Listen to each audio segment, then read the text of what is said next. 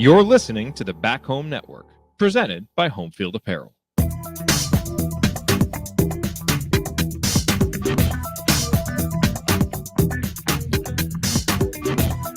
Welcome back to CrimsonCast. Galen Clavio joining you here. It is Thursday, the 19th of September, and Indiana football 3-0 on the campaign. Looking forward to another game this upcoming week as they take on the Charlotte 49ers at Memorial Stadium and have a chance to move to 4-0 for the first time in a while. And it's been a really exciting last few weeks for this IU football program. One of the people we wanted to catch up with about the football program was a guy who was pretty closely tied to it as a broadcaster, and then before that, many years ago, as a player, Rhett Lewis of the NFL Network, and formerly color commentator on the IU Football Radio Network, now doing sideline reporting for the Big Ten Network, and always one of our favorite people to talk with, as he always has great insights on this team and on football in general.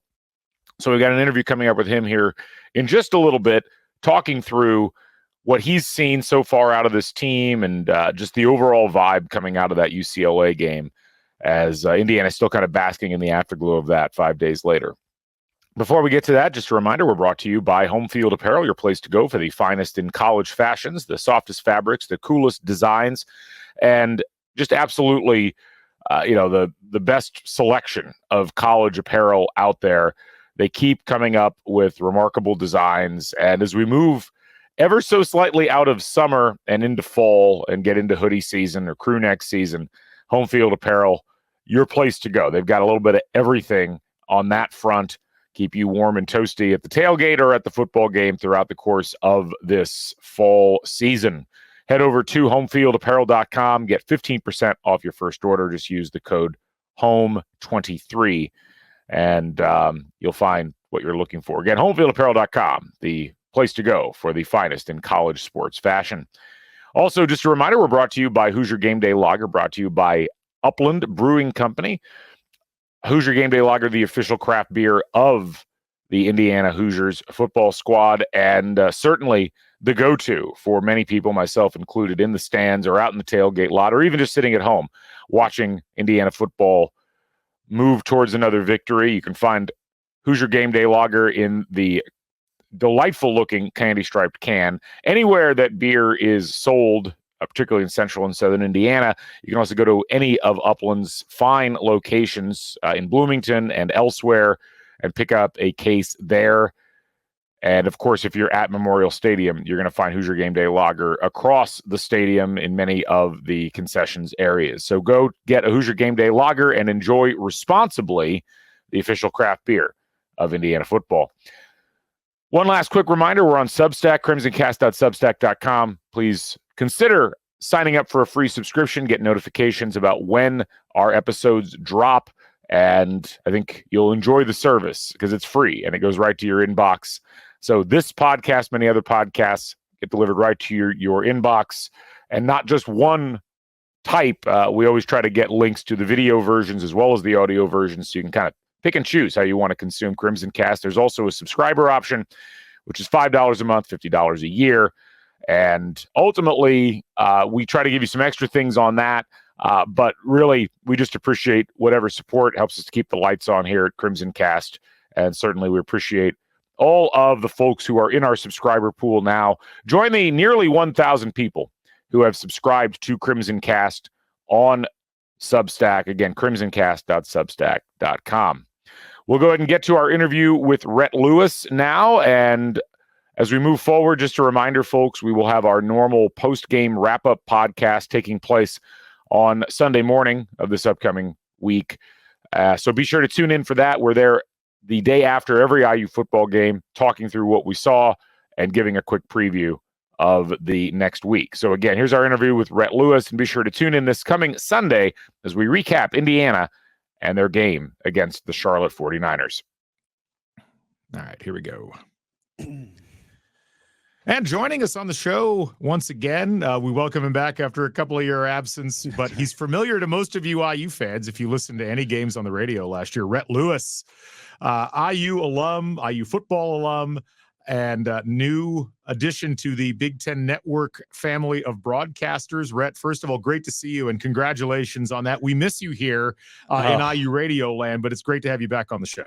Yeah, I appreciate that, Galen. It's always great to chat with you, and always in awe of what you do at the media school and the great students that turn out. I get to cross paths with a few of them in my travels, both with Big Ten Network and at NFL Network. So I love that. And on that note, it was really bittersweet to leave the IU radio booth for sure after 2 years, but for all of your students who might tune in and being attached to live games especially if you want to be in television, being attached to television live events is where this business is. It's not even where it's heading, it's where it is. And it's only going to get more impactful to be a part of live games because the shoulder programming, the pre and post, it's all going away. And I have seen that firsthand. So the more live events and live games you can do in whatever role, I have done TV play-by-play, TV color, and now TV sideline. So however I can get there is where I'm going. It is wild to think about how much the business is changing. And it's also, I was trying to tell my sports media industry class the other day, in 20 years ago, you had maybe a third of the games were on television in a way that people could watch it. Now, not only is almost every FBS level game on television, but a lot of FCS level games are on television or streaming or in some way, shape, or form are out there. It's just a completely different business than it used to be. Totally. Yeah, totally. And so, I mean, like when I got into the business, it was all about like getting a studio job and going to work for a network, and which is great. And some of that stuff is still out there, still exists, but it's just so much. There's so few. There's so like the volume is just so much less now on that front. So Well, let's talk a little bit. I mean, speaking of things that have changed. Hello, IU football. Where have you been all my life? Let's start with the remarkable events of this past weekend. Indiana playing in the Rose Bowl in the building for the first time since 1968. First Big Ten game for UCLA, a game that a lot of people had decided to install as kind of the barometer of where the team was at, because as impressive as the first two wins were for IU, they were certainly against lesser competition. IU goes out and just dismantles UCLA over the course of 4 quarters. I first want to get your just reaction to seeing that take place. And, as someone who put on the uniform and played for this program and has been attached to this program in other ways, like, what were the emotions around seeing that performance from an IU football team in that environment? Man, it was like, holy, what, right? You can swear on the podcast. Oh, we can. Yeah. Wow. Holy shit. That was awesome. I was doing a game in Lincoln, Nebraska, which was, pretty incredible on a number of levels on that front too, for that program that feels like they are all the way back. And so we kicked off at the same time. And, I was kind of like checking my phone, but down on the sideline, which, where my role for Big Ten Network is, like, it's really hard to get Wi-Fi, to get any cell, to get any coverage. So I'm like, every now and then something would pop up on my phone and I'd see it, or like my dad would text me. Right. So I'm like, I'd wait. My dad, who's also an IU alum and was on the Rose Bowl team as a student athletic trainer the last time we were at the Rose Bowl, which was kind of fitting. He had texted me first at like 7-0. I was like, oh, awesome. Great start. And like, I didn't hear from him again. Like, I didn't get the text that came in for like another 30 minutes. And then it was like, all of a sudden it was 20 or 14, whatever, the 21 to whatever it was at that time. I was like, oh, what happened? Well, it turns out it was 14-0 in the blink of an eye. And this is what I was saying going into the game. Coach Cignetti is a professional head coach. That is not to say that he is an NFL head coach. It is that he is a professional at being a head coach. We have talked about his success and his track record, and it matters. It matters. Look at what happened look at UCLA right now. Deshaun Foster is a legend in that program, but he is a rookie head coach. And their guys watching the tape, especially on defense, I haven't gotten into a ton of the offense, the IU defense tape yet. That's on the docket today, but their defense looked confused to me. Like they didn't know. I'm seeing them pointing at each other. They're moving. I mean, like Indiana was so well prepared for this game. And that's not to say that, UCLA didn't do a good job of preparing. I just think that IU takes it to another level. The coaches that Coach Cignetti has hired are just fantastic, sharp football minds.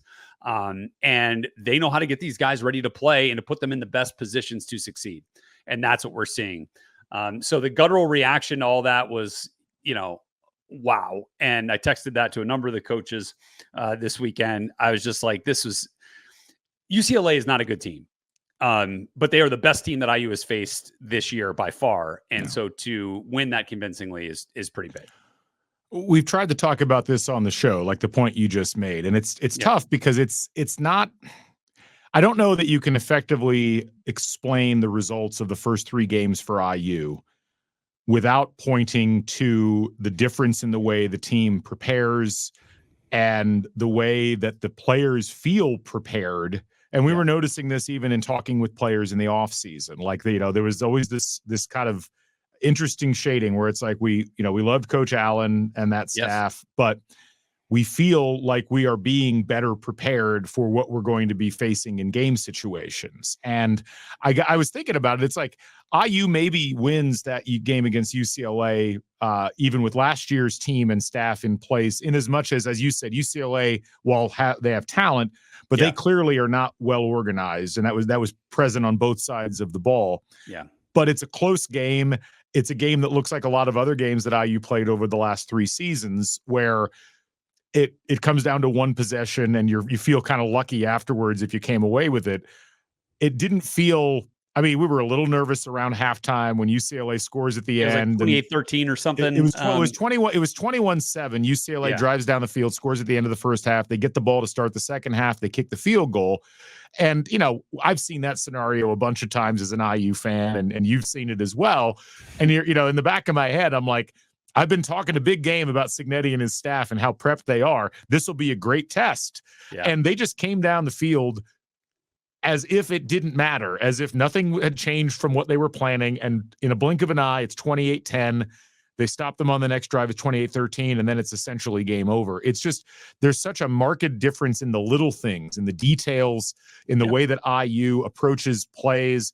A lot of those, it was clear UCLA was selling out to stop the run because that had been the bread and butter of IU for the first couple of games. Yeah. And IU's like, hey, here's our passing attack that we haven't had to use in the last couple of games. And by the way, we have 6 people we can throw to. What are you going to do about it? Like that was so invigorating for me as a fan and as someone who observes this team, because the last time I can remember feeling that way was when Kalen DeBoer was the offensive coordinator. And that felt so different. And it's like, wow, that flavor has returned to IU football. That's a good way to put it. That does summon back some of those feelings where the now head coach of the Alabama Crimson Tide, who just put up 42 on Wisconsin and Madison, was the Indiana offensive coordinator, and the Alabama defensive coordinator was the IU defensive coordinator, and the Alabama offensive coordinator was the IU quarterback coach, and the IU strength coach. Like we go on and on about the Alabama connections there, but I think a lot of this comes down to Curtis Rourke's comfortability. Yeah, you can just see it on tape. His comfort level is just quick. I mean, so rapidly rising in this offense. And, I think it took some time. I mean, like they've been drilling on a lot of this stuff since the spring. And then you go into the summer and then fall camp, I don't know if it was there yet. And then, like the scrimmages weren't like overly impressive. And then you get into FIU, looks okay, looks good, certainly serviceable. I mean, like obviously Western Illinois, not a great squad, but I mean, IU did what IU had to do, right? Yeah. It was IU versus IU and they won in a big way in that one. And then this one, man, I recall a drive in the second half that I want to say ended with that Miles Cross catch, another incredible one that went for a score. But it was a drive in which Curtis had a play that just a bad decision. It should have been picked off. Should have been picked off. And then I think it was maybe 2 plays later, he comes back with what in my mind was the throw of the day. He takes a blitzer's hit to his like upper, his lower thigh knee area, and beautifully layers a ball over the flat, over like the curl defender to a crossing. I want to say it was Keyshawn. I can't remember exactly. I mean, just laid it out perfectly and just gets back up, shakes it off. Bam. Next play, I think is big for Curtis. And so I think he is a low blood pressure player in the pocket right now, where he is calm, he is collected, he is ready to move on to the next thing, good or bad. And that is really going to serve IU well. And so like the more I look at this thing, this is a team that won 9 games the last 3 years. Mm-hmm. I feel pretty good about being halfway to bowl eligibility through 3 games. When I watch Rourke, I feel a lot of Nate Sudfeld in terms of pocket presence. And that's not Peyton Ramsey was great. Michael Penix was great to have back there, but they were such scramblers that they would oftentimes default to if stuff broke down, they would try to make a play for themselves. And I've been so impressed with Rourke and his ability to stick in the pocket and go through his progressions and not get really bothered. Yeah. And I was wondering, because again, you're not facing high level defense against FIU or Western Illinois, but that UCLA defense, according to some rankings last year were really good. Yeah. They were like top 25 in terms of talent levels and things like that. And it's interesting because I've now seen people start to discount that game, the UCLA win, because it's like, well, they're not very good. It's like, how many goalposts are we planning on moving? We also made them not very good in that That's game. right. Yeah.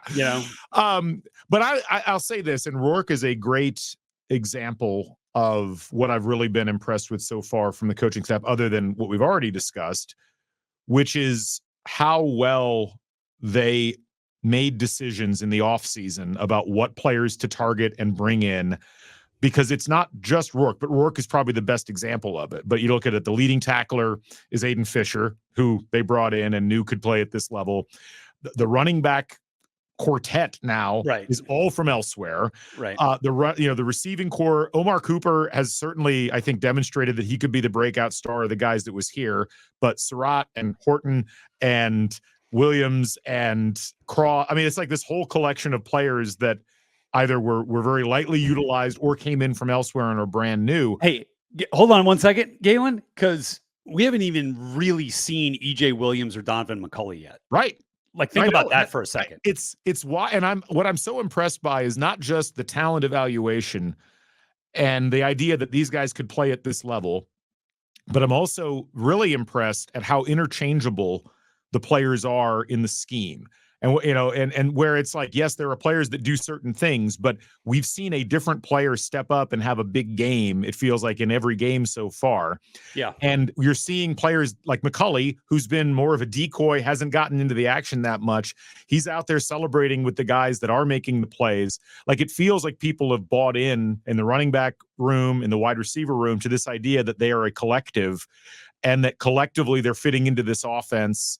And I think on defense, you're seeing a similar thing where who's leading in tackles, who's getting pressure on the quarterback. It's shifting a bit from game to game, but they've instilled this more collective effort. And they've also got all of these pieces that if one guy isn't, getting the maximal level of production in a game, somebody else has stepped up and is doing so. Yeah, and that's what competitive depth is all about. And that's something that, IU has lacked in really since the COVID year, where they were able to replace guys that year. And even back in 18-19 too, Penix goes down, you got a quarterback who can lead you to a bowl game, twice, right? You've got guys in the secondary that were rotating through and picking off passes. That really wasn't the case these last 3 years, because you felt like there was a drop off.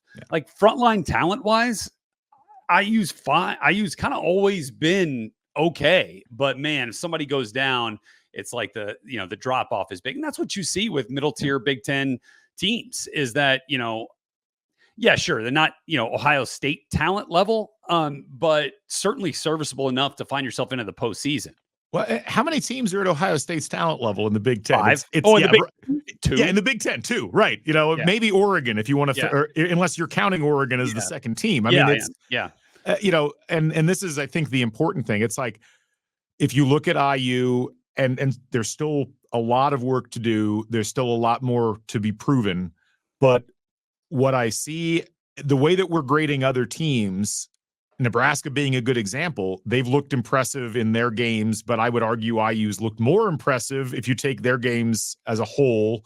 Yeah. And it's more brand name than anything else. And IU, who knows? What do they end up doing? We predicted 8 wins before the season on the podcast, and people are like, you guys are being way too optimistic. But I had a feeling that what we were seeing in practices and the things we were being told were going to essentially flesh out the way that we're seeing so far. It'll be curious to see what happens over these next 3 games, because as you said, halfway to bowl eligibility before you get halfway through September, pretty rarefied air for IU football. And you've got a sequence of 3 games here that will really, I think, demonstrate, where in the pecking order we should be thinking about IU. I mean, Charlotte, Maryland, and then at Northwestern, those are all games Indiana can win. And when you look at the relative talent levels, I feel very good about where IU's at because of how organized they look and how badly they've made each of their opponents look thus far. Yeah, I mean, like I was drumming up scenarios where, you could be talking about a team that's undefeated, welcoming Michigan to Bloomington. Okay. Who just decided they needed to change quarterbacks going into their biggest game of the year. It's like, it's hard. I know I've had a lot of conversations with people on the side where I'm like, is the floor like 9 wins? I'm like, let's pump the brakes a little bit here. No.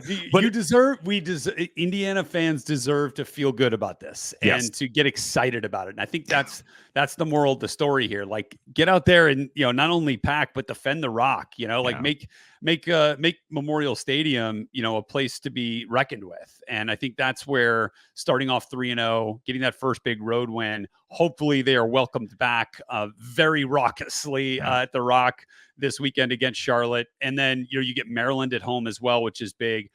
On the road at Northwestern is an interesting one. I don't know if there's a decided home field advantage there, other than everything's just a little bit unique there. And I can't tell you how big of a difference it'll make taking on Nebraska in Bloomington as opposed to in Lincoln. That place is an absolute buzzsaw when they are rolling. So I feel you. I mean, like I looking at this too. I mean, like, all of it looks very doable, but you got to go out and do it. And I think that's what Coach Cignetti is proving and preaching to his players right now. And that's what will serve this team well, is that he's not like, all right, we're 3-0.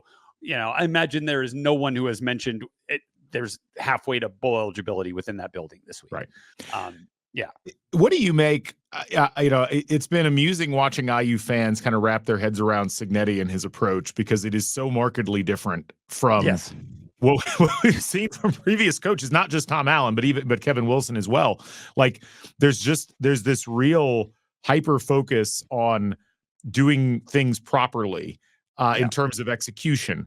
And you hear Cignetti's comments in post-game press conferences. You hear him when he's on the coach's show, and it's funny to a lot of people because it seems very basic and very straightforward, and yet it does seem to be resonating with the players. So I guess 2 questions for you. I'm curious about your reaction to his approach from what we've seen, and I'm sure you've been privy to some things that maybe we haven't seen, but also as a player, how much does hearing that kind of message play into your building of confidence as you move forward through the course of a season? It's huge. You got a coach out there saying, we expect to win, and to, fairly boldly proclaim that this team is capable of winning in a way that this town and this fan base hasn't seen in decades. And it's like, wait, it's almost like a reminder. It's like, this is, I get it. It's been a tough run, these last couple of years. Had a good little, a good burst, 4 or 5 years ago, but it's been bad enough to make it feel like that almost didn't happen. Right. And so now what Coach Cignetti has done is completely flipped the mindset, where it's not like, man, we're really going to fight. We hope to win these games. No, it's like it's everyone's expectation to win, but the way that Coach Cignetti portrays it is one of such confidence that I think it really does trickle into the players' collective mindset and into the program's collective mindset. And while it may rub some people the wrong way, it may not be for everybody. Right now, it's for IU, and I think that's the best thing that could be said. It just feels like a huge difference. I mean, you have to have a belief programmatically in what you're doing, and it has often felt that IU's tried to run on emotion, and emotions are very susceptible to the moment. And I think that was, again, it's what impressed me the most about the sequence in the UCLA game, where normally that knocks an IU team off of its pathway. Right. And it feels like in every game IU has at the very least maintained, if not gotten slightly stronger as they've gone through. And obviously here's the thing. I keep saying, as the competition level ratchets up, and yet that's not really what happens in the schedule. There's what I'm fascinated by, and we kind of touched on it a little bit a minute ago, the middle third of the schedule. You've got at Northwestern in a weird quasi home environment for them. Right. You've got Nebraska for homecoming. You've got Washington the following week, who looks pretty up and down, and then you're at Michigan State. Like that, any of those games individually, if you're looking at IU right now in the way that they've played, if UCLA is a decent harbinger as a road team for what you might get talent-wise from those other teams, and I don't think that's too far off. Like none of those teams are stocked with any more talent than Indiana. This is where the preparation and the attitude and the belief can filter through. And I think that it's why I try not to get too irrationally excited, because obviously things can change, injuries happen, things like that. But having that as a core for your program is such a huge potential advantage, especially when you're playing two of those games at home. And the two games you're playing at home are probably the two most talented teams that you've got in that 4-game stretch. Yeah, I think that's huge, right? The Maryland one will be really interesting to me because I think Billy Edwards is playing some really good football for them at quarterback. I don't really know what to make of them as a team yet. I haven't watched a ton of their games yet, so I don't know that I can say for certain how I feel about that. But that is in the offing right now. This will be a good test for Indiana, right? Because I think everybody was on them a little bit. Big win, 77 points against Western Illinois. I think there was still, a little bit of, all right, it's an FCS team. Like, let's not get. Now you go into the Rose Bowl and smash UCLA that way. I think there's a lot more eyes open. You've got, Bill Connolly talking about the college football playoff, and everybody's like, whoa. You got to come back. You got to come back down and refocus and play Charlotte this week. Okay. Who I don't think is as talented as UCLA, but they may be a little bit better put together as a team right now. So they've got a coach who's, in his second year, got some really good coaches on that staff. Dre Bly is on that staff. Tim Brewster is on that staff. There's good coaches. Wow. Yeah, exactly. Former, Minnesota. Right. Yeah. So, this will be a challenge, I think, not just on the field, but again, another mindset challenge. But I really haven't been given any reason to believe that Coach Cignetti won't have these guys ready for both pieces of that challenge.